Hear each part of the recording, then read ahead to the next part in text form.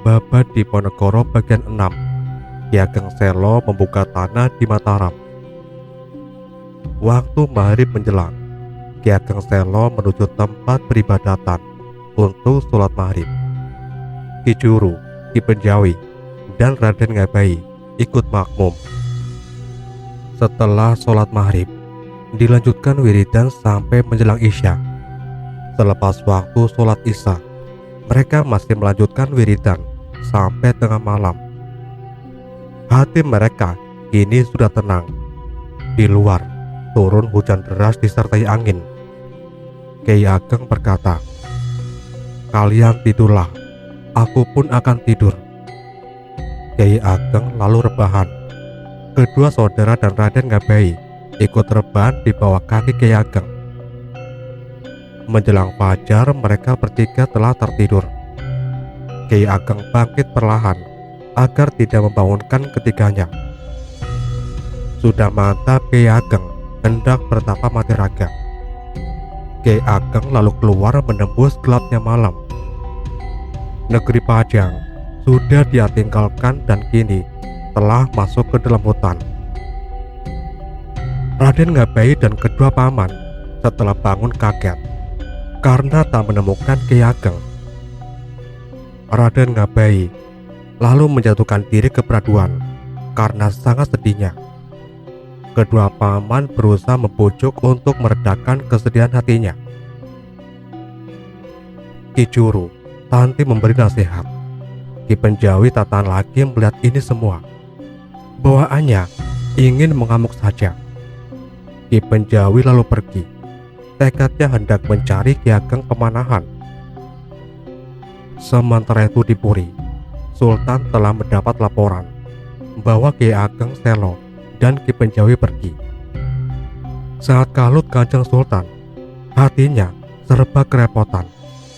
Sultan lalu memanggil Pati Ki Adipati Mancanegara. Sultan berkata, "Bagaimana pendapatmu atas kepergian Kanda Ki Ageng Selo dan Kanda Penjawi?" Ki Mancanegara berkata, "Sepertinya Paduka tak perlu khawatir. Saya duga Kanda Selo sedang bertapa. Pasti tidak akan lama.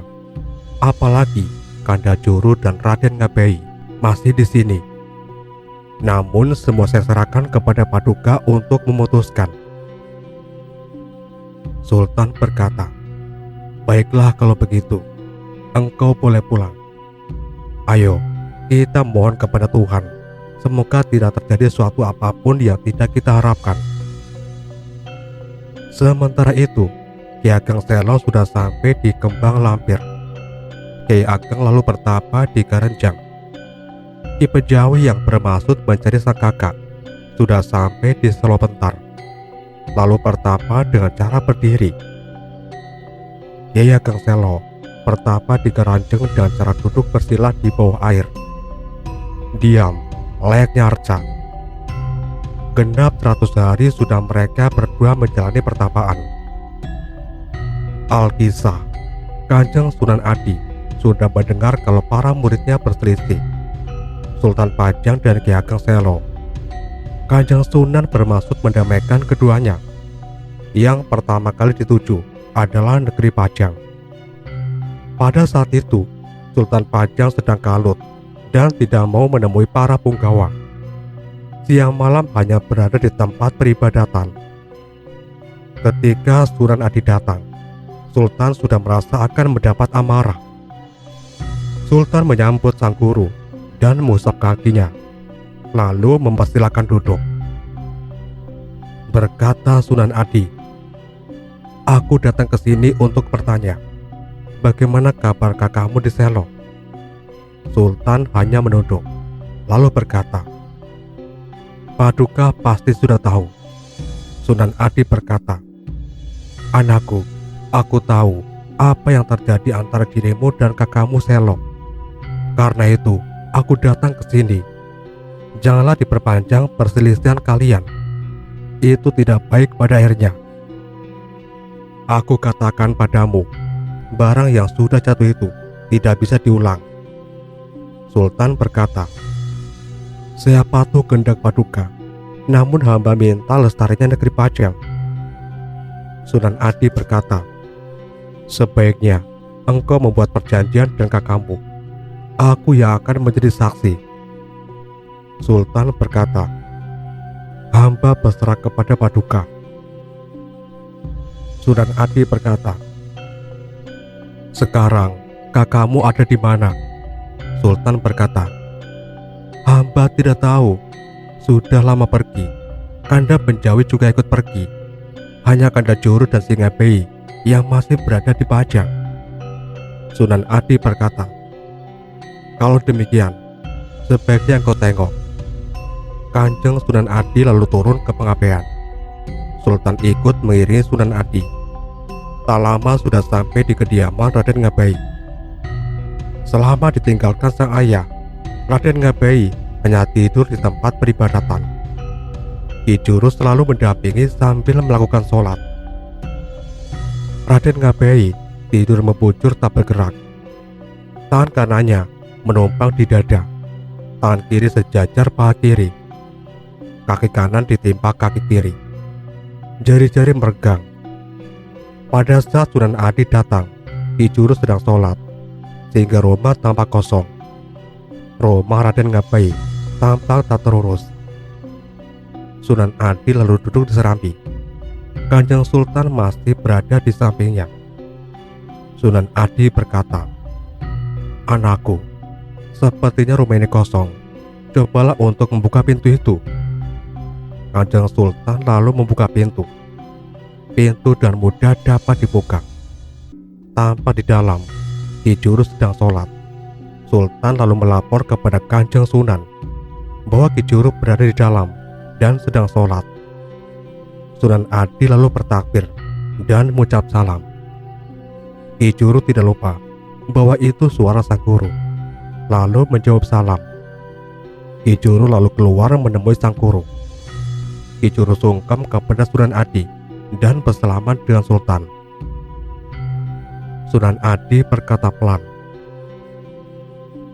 di mana anakmu Singabei? Ki Juru berkata, dia sedang tidur. Selama ditinggal ayah, selalu tidur tak bergerak. Karena itu hamba menunggunya sambil sholat. Sunan Adi tersenyum, lalu masuk ke bilik. Sultan Pajang dan Ki Juru turut serta. Sunan Adi lalu membaca zikir. Raden Ngabai lalu terbangun. Ketika melihat Sunan Adi, Raden Ngabai tergopoh-gopoh mencium kaki. Sunan Adi merangkul dan mencium keningnya. Raden Ngabai lalu sungkem kepada Sultan Pajang. Sultan merangkul sambil menangis. Raden Ngabai pun tak kuasa membedu air mata. Sunan Adi berkata kepada Ki Juru, kakakmu berada di mana?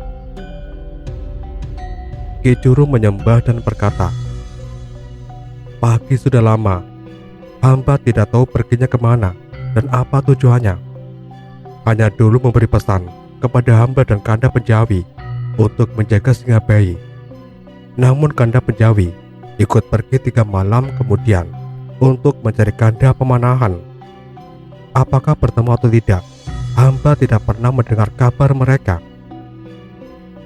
Kanjeng Sunan Adi berkata, Juru dan anakku Ngabai, jangan dipikirkan lagi perkara yang tidak baik itu. Dan engkau anakku Pajang, tetaplah menjadi saudara seperti sebelumnya. Semua menyatakan patuh kepada perintah sang guru. Kanjeng Sunan Adi berkata lagi, kalian tinggal di sini, aku hendak menyusul kakakmu. Sunan Adi segera menghilang.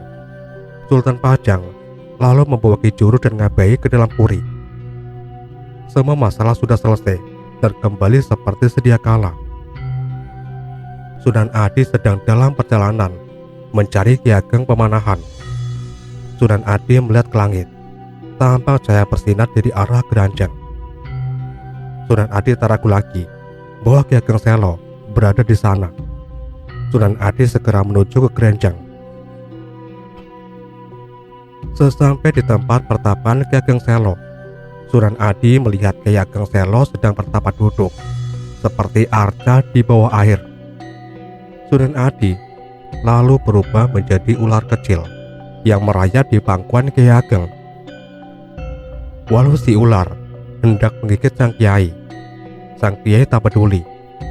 Ular lalu berubah menjadi kelabang kecil yang merayap dan masuk ke telinga Kiai Ageng. Kiai Ageng tak peduli. Kelabang lalu berubah menjadi Raden Ngabehi yang datang sambil menangis. Raden Ngabehi berkata, "Ayah, bangunlah. Paman Juru telah tewas dibunuh Sultan Pajang. Sekarang saya dianiaya.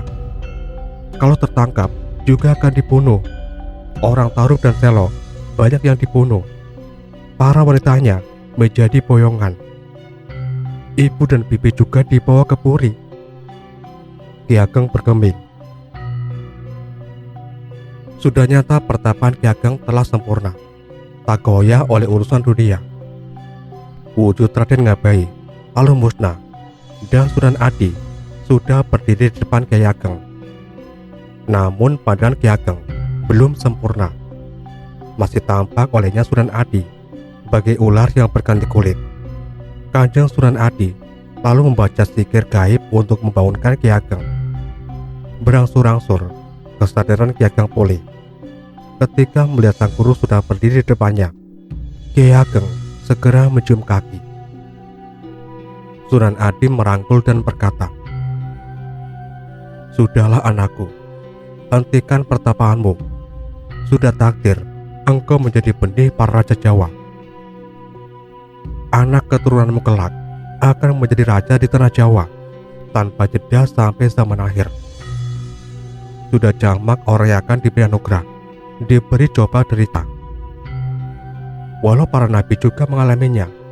Nabi Adam, Nabi Nuh, Nabi Ibrahim, Nabi Musa, dan Kanjeng Nabi Isa, juga nabimu Kanjeng Nabi Muhammad, semua mengalami. Hanya Nabi Sulaiman yang tak pernah menderita. Namun itu juga atas kehendak Tuhan agar menjadi pelajaran. Mulailah dari dirimu yang menderita, anakmu yang akan menerima anugerah. Tanda-tandanya sudah jelas. Sultan Pajang saat mengasihi anakmu. Ketahuilah, anugerah Wahyu Raja tidak akan berbeda kepada orang yang dibenci, tetapi kepada orang yang dikasihi. Sekarang, marilah ku antar engkau ke Pajang untuk menagih janji Sultan Pajang. Aku yang akan menjadi saksi kalian. Adikmu si Penjawi, di mana tempatnya?" Ki Ageng berkata, "Hamba tak tahu tempatnya. Dulu hamba tinggal di kota supaya mengasuh Ngabehi bersama Ki Juru." Sunan Adi tersenyum dan berkata, "Anakku, aku sudah ke kota dan bertemu si Juru. Penjawi menyusulmu. Ayo, sekarang kita cari si Penjawi." Sunan Adi dan Ki Ageng berangkat. Sunan melihat ke langit. Tampak cahaya memancar dari arah Selo Pentar. Sunan Adi tak ragu lagi. Ki Penjawi berada di sana. Mereka berdua segera menuju ke Selo Pentar. Ki Penjawi ditemukan sedang bertapa berdiri dalam gua. Dengan menghadap kiblat, Ki Penjawi bersandar ke batu. Sunan Adi lalu mengucap salam. Yang berada di dalam gua segera mengenali suara sang guru. Ki Penjawi bangun dari pertapa dan menjawab salam sang guru. Ki Penjawi lalu keluar dan mencium kaki Sunan Adi, lalu sungkam kepada Ki Ageng Selo sambil menangis. Ki Ageng berkata, "Dinda, jangan menangis. Duduklah yang baik. Bersandarlah kepada kekuasaan Tuhan. Jangan banyak pikiran." Setelah Ki Penjawi menenangkan diri, Sunan Adi berkata, "Anakku, mari kita pulang."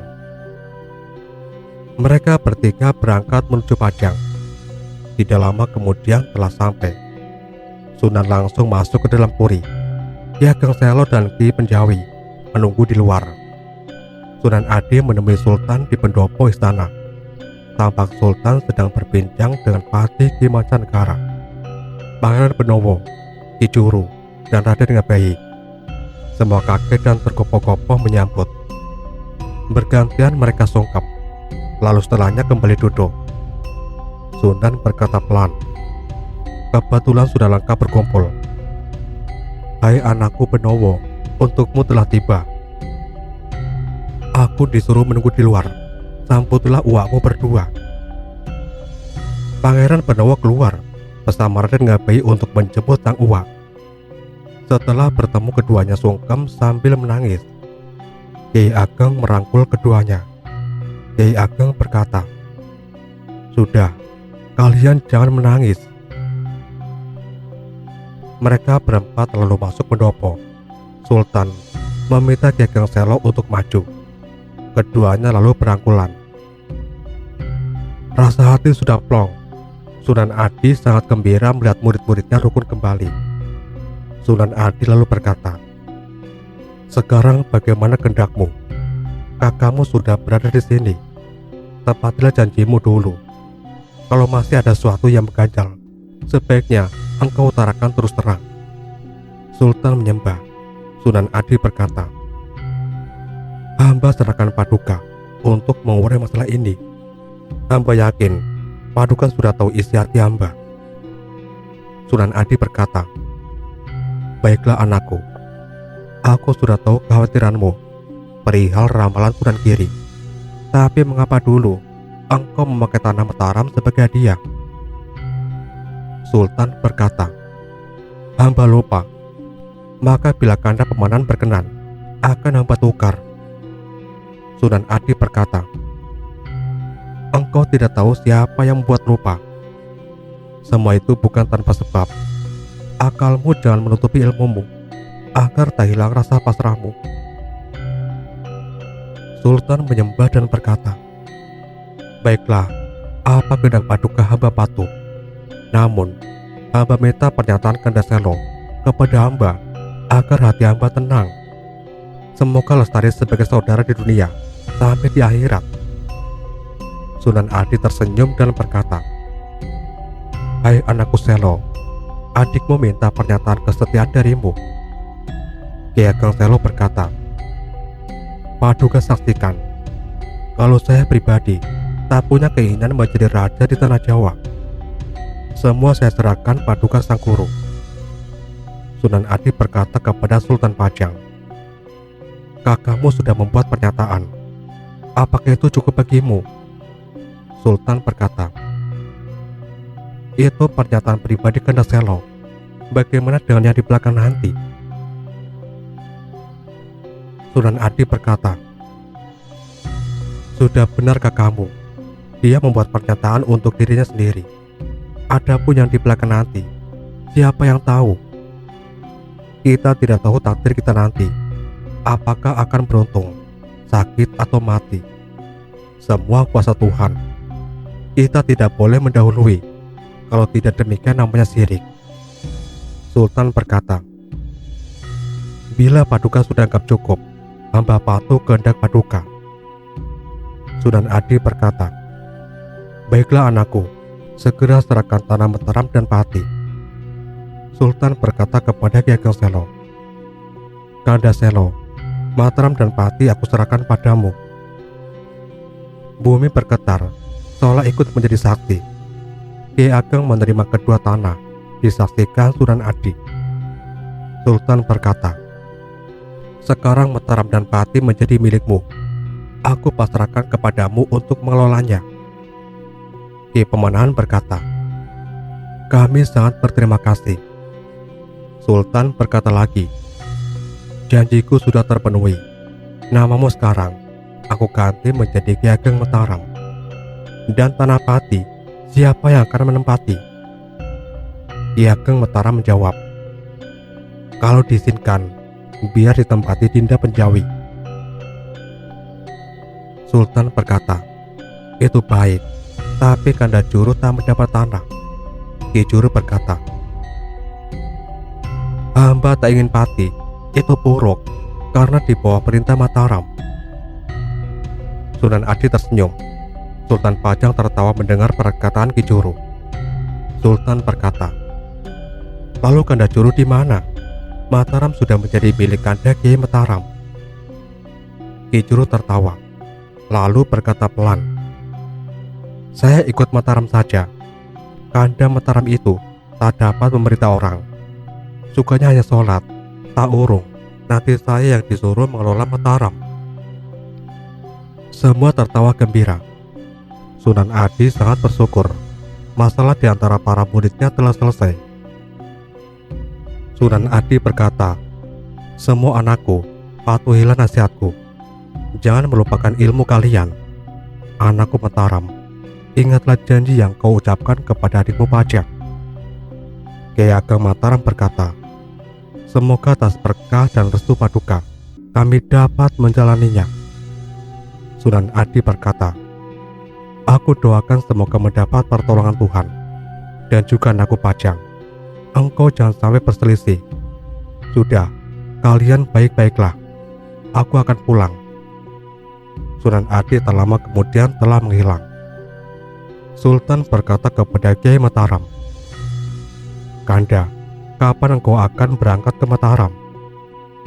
Kyai Ageng Mataram berkata, "Bila Paduka izinkan, besok pagi hamba berangkat." Sultan bertanya lagi, "Anakku Singabai, kau bawa atau kau tinggal di Pajang?" Kyai Ageng berkata pelan, "Saya serahkan kepada kehendak Paduka." Sultan berkata, "Singabai Kanda tinggal di Pajang saja, supaya bisa menemaniku." Raden Ngabai berkata, "Diizinkan atau tidak, saya ingin ikut si Bapak ke Mataram." Tersenyum Sultan Pajang, lalu berkata, "Baiklah, apapun kehendakmu, aku kabulkan." Pangeran Benowo menyahut, "Saya juga ingin ikut mengantar Kanda ke Mataram." Sultan tertawa dan berkata, "Kalau begitu, aku juga ikut." "Mas Manca, engkau ikut siapa?" "Ikut Ki Penjawi saja." Kanda Juru tak ada yang mengikuti. Semua tertawa mendengar candaan Sultan Pajang. Ki Juru menyahut, "Semua saya ikuti, biar senang." Sultan berkata, "Kanda Mataram, aku titip gadis dari Kalenyamat dulu. Sekarang belum cukup umur. Kelak kalau sudah dewasa, antarkan ke Pajang." Ki Ageng menyatakan kesanggupan. Pertemuan hari itu selesai. Ki Mancanagara pulang ke rumahnya. Ki Ageng dan kerabat Selo kembali ke pengabdian. Malam itu, semua tidak tidur untuk mempersiapkan keberangkatan esok ke Mataram. Orang-orang Tarup dan Selo sudah berkumpul di pengabdian dan bersiap berangkat esok harinya. Pagi hari rombongan dari Pajang berangkat. Pangeran Benowo ikut mengantar sang kakak dengan berkuda di depan. Di belakangnya Ki Ageng Mataram bersama Ki Penjawi dan Ki Juru membawa segala perabotan. Gadis Kalenyamat sudah disertakan bersama para wanita dari Selo dan dijaga oleh Ki Juru. Sultan melepas keberangkatan rombongan Ki Ageng ke Mataram. Di sepanjang jalan, banyak penduduk menyambut lewatnya rombongan Ki Ageng. Di setiap pemberhentian, mengalir jamuan dari warga sekitar. Singkat cerita, rombongan Ki Ageng sudah sampai di Mataram. Mereka kemudian membuat pondokan sementara. Ki Penjawi kemudian pulang ke Pati dengan membawa serta keluarganya. Pati adalah kota lama yang sudah makmur. Tidak sulit bagi Ki Penjawi untuk menatanya. Tidak lama kemudian, rakyat Pati sudah tunduk sepenuhnya kepada Ki Penjawi. Sementara itu di Mataram, Pangeran Benowo sudah beberapa lama berada di Mataram. Pangeran Benowo kemudian minta pamit kembali ke Pajang. Raden Ngabai ikut mengantar. Sesampai di Pajang, Sultan menanyakan keadaan di Mataram. Pangeran Benowo menceritakan segala sesuatunya. Sultan sangat suka mendengarnya. Ini tanah Jawa sudah aman sejahtera, tak ada lagi kekhawatiran. Di Mataram, Kyai Ageng membuat masjid, taman, dan sudah membuat pakal puri. Setelah selesai, Nyai Ageng dan para putra yang menempati, Ki Juru sudah membuat rumah di pengambiran. Tanah Mataram semakin ramai. Ki Ki Ageng kemudian membuat tempat peribadatan pribadi di sebelah barat sebagai tempat untuk bermunajat. Ki Ageng sudah mengangkat penghulu. Kehidupan masyarakat kemudian ditata. Sawah-sawah diatur, ternak-ternak diberi kandang. Kehidupan rakyat sudah sejahtera, tak ada pencuri atau durjana. Setiap hari Ki Ageng tenggelam dalam peribadatan. Beberapa kali Ki Ageng menghadap ke Pajang. Sepulang dari Pajang, Ki Ageng hanya beribadah. Siang malam hanya berada di masjid atau tempat peribadatan pribadinya. Puri hanya ditempati Nyi Ageng, para putra dan para wanita. Alkisah, gadis dari Kalinyamat yang dulu dititipkan oleh Sunan Pajang kepada Ki Ageng Mataram, sudah dewasa. Si gadis tumbuh menjadi wanita yang cantik. Perilakunya serba pantas dan menarik hati. Kulitnya kuning seperti emas yang disepuh. Setiap hari Raden Ngabei sering bertemu karena sama-sama tinggal di dalam puri. Raden Ngabei juga sudah dalam usia matang. Sebagai pemuda yang menginjak usia dewasa, Raden Ngabei tergetar setiap melihat kecantikan si gadis titipan. Di lain pihak, si gadis pun sudah memasuki masa birahi. Setiap kali melihat Raden Ngabei juga menunjukkan rasa terpesona. Semakin lama, hubungan keduanya semakin akrab, hingga melupakan batas-batas susila. Lupa dengan pesan Sultan Pajang. Sang gadis Retno Dumila hamil. Sudah berjalan 4 bulan. Nyai Ageng Mataram sebagai wanita sepuh tak ragu lagi apa yang menimpa si gadis titipan. Si gadis lalu dipanggil. Nyai Ageng berkata, "Siapa temanmu yang tega merusak dirimu?" Si gadis tak menjawab, hanya tertunduk sambil menangis. Nyai Ageng kebingungan, lalu memanggil sang putra Raden Ngabei agar membantu menelisik perkara ini. Namun sang putra justru pergi menghindar. Nyai Ageng sangat kalut, lalu menyusul sang suami di tempat peribadatan. Nyai Ageng datang dengan tergesa-gesa sambil menangis. Ki Ageng Mataram berkata, "Nyai, katakan dulu sebab engkau menangis. Tanpa guna engkau menangis sebelum mengatakan apa masalahmu. Katakan, supaya aku tahu sebabnya." Nyai Ageng berkata, "Saya sungguh celaka, Kiai. Gadis titipan Sultan sekarang hamil." Ki Ageng sangat terkejut setelah mendengar penuturan Nyai Ageng. Lama tak berkata-kata karena sangat kaget. Sejenak kemudian, Ki Ageng bertanya, "Siapa yang merusak larangan Sultan?" Nyai Ageng berkata, "Saya tidak tahu." Saya tanya diam saja, hanya tertunduk sambil menangis. Saya jengkel, lalu meminta tolong si Ngabei untuk membantu menanyakannya, tapi dia malah pergi. Saya bingung, Kiai. Kiai Ageng lalu menyuruh seseorang untuk memanggil Ki Juru Mertani. Tak lama kemudian, yang dipanggil sudah menghadap. Kiai Ageng memberitahu apa yang terjadi. Ki Juru sangat menyesali kejadian itu.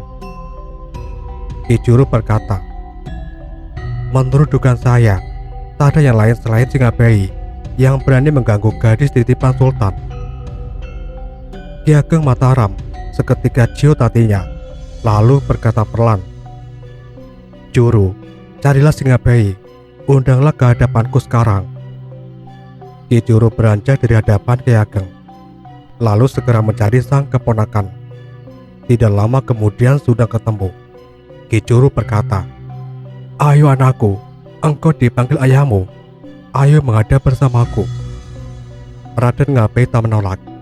Sesampai di hadapan sang ayah, Raden Ngabei hanya menunduk. Nyai Ageng merangkul Raden Ngabei sambil menangis. Ki Ageng berkata, "Diamlah, Nyai. Sudah kehendak Tuhan kita mengalami kejadian ini. Lepaskan anakmu. Aku ingin bertanya kepadanya." Nyai Ageng mundur sambil menyeka air mata. Ki Ageng bertanya, "Bei, Siapa yang telah merusak Taman Sari titipan Kanjeng Sultan? Jawablah yang jelas. Raden Ngabai tertunduk tak mampu bicara. Sang ayah sudah paham Raden Ngabai yang telah melakukannya. Kiai Ageng berkata pelan, "Bagaimana Ki Juru pendapatmu? Sudah nyata anakmu yang melakukannya." Ki Juru berkata, "Saya serahkan kepada Paduka. Dalam hal ini, Paduka lebih mengerti." Kiai Ageng berkata, "Duhai Tuhan, anakku bisa-bisanya engkau merusak anugerah Tuhan. Juru, engkau jaga baik-baik gadis itu. Aku akan ke Pajang untuk menyerahkan hidup dan mati.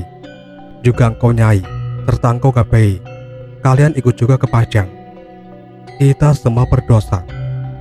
Pakailah pakaian serba putih. Sudah benar hukumnya kalau kita nanti diputuskan hukuman mati. Ayo, sekarang kita berangkat."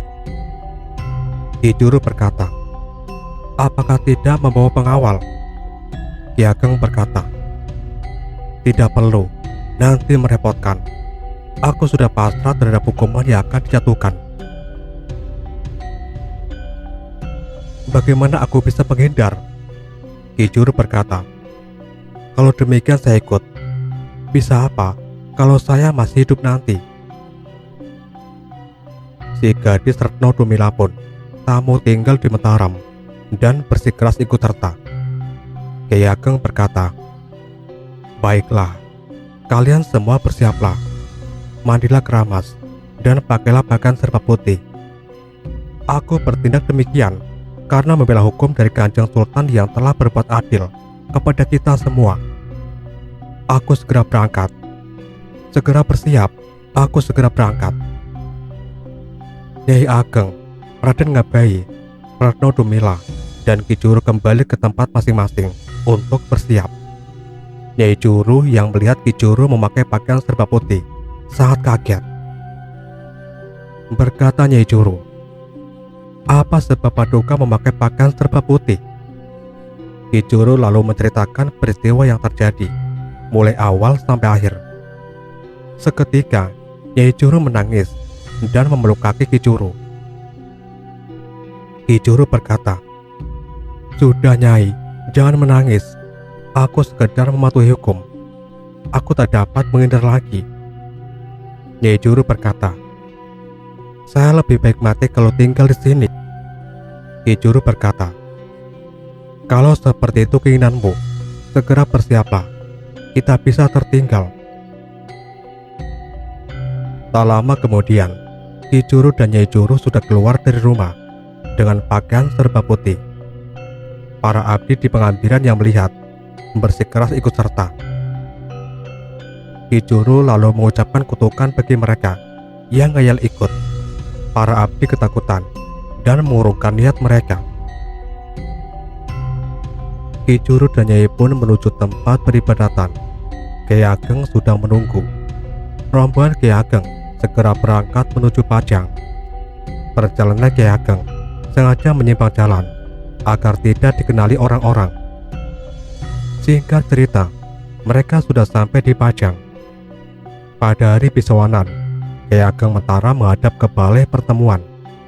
Sultan Pajang sudah tampil di hadapan para punggawa Pajang. Sejenak kemudian, mengenali yang datang adalah sang kakak dari Mataram. Sultan menyuruh Gandek untuk memanggil Kiai Ageng Mataram agar maju ke depan. Sultan bertanya pelan, "Kanda, apa keperluan Kanda? Mengapa memakai pakaian seperti orang mati? Dan mengapa kalian semua datang bersarimbit? Sekarang kita masuk ke dalam puri. Tidak baik terlihat orang di luar. Ki Manca dan Penowo saja yang ikut masuk. Para punggawa, kalian semua boleh bubar." Sultan membubarkan pertemuan dan masuk ke pendapa puri. Kiai dan Nyai Ageng Mataram mengikuti di belakang. Juga Raden Ngabai dan Retno Dumila, Ki Juru dan Nyai Juru. Setelah duduk nyaman, Sultan berkata, "Kanda, ada perlu apa engkau datang ke sini?" Kiai Ageng berkata pelan, "Tuhan, hamba mengaturkan celaka. Gadis milik Paduka yang dulu Paduka titipkan sudah dirusak oleh putra Paduka, Singabei. Sekarang kami berserah hidup dan mati. Bila Paduka akan memberi hukuman mati, kami sudah siap. Sultan tersenyum dan berkata pelan, Kanda bicara yang tidak-tidak. Kanda pikir aku akan melakukan itu. Singabei sudah waktunya menikah. Dulu aku telah mengambilnya sebagai putra, sekarang pun masih. Salah diriku tak segera memberinya jodoh. Sudah kehendak Tuhan kalau Singabei mau mengambil gadis itu sebagai istri. Ayo Ki Manca, undanglah Ki Penghulu. Sekalian aku nikahkan di sini. Ki Penghulu sudah dipanggil. Tak lama sudah datang bersama Ki Ketip. Sultan berkata kepada Ki Penghulu, Penghulu, nikahkan anakku Singabei dengan Retno Dumilah. Ki Penghulu menyatakan kesanggupan dan segera melaksanakan perintah. Raden Ngabei dan Retno Dumilah sudah terlaksana menikah. Sultan berkata kepada Ki Adipati Mancanegara, Manca, engkau persiapkan kepulangan Kanda Mataram. Aku serahkan padamu untuk mengaturnya. Ki Adipati Mancanegara keluar dan segera melaksanakan perintah. Kuda dan kereta serta para pengawal sudah dipersiapkan. Ki Manca lalu masuk lagi untuk melapor bahwa segala sesuatu sudah siap. Kiai Ageng dan rombongan sudah diberi pakaian ganti sepantasnya. Sultan berkata, Sudah Kanda, sekarang pulanglah ke Mataram. Aku duga sepeninggalmu orang Mataram kebingungan. Segeralah pulang. Kiai Ageng menyatakan kesiapan. Lalu keduanya bersalaman. Raden Ngabei mengaturkan sungkem, juga Retno Dumilah. Rombongan Kiai Ageng segera kembali ke Mataram.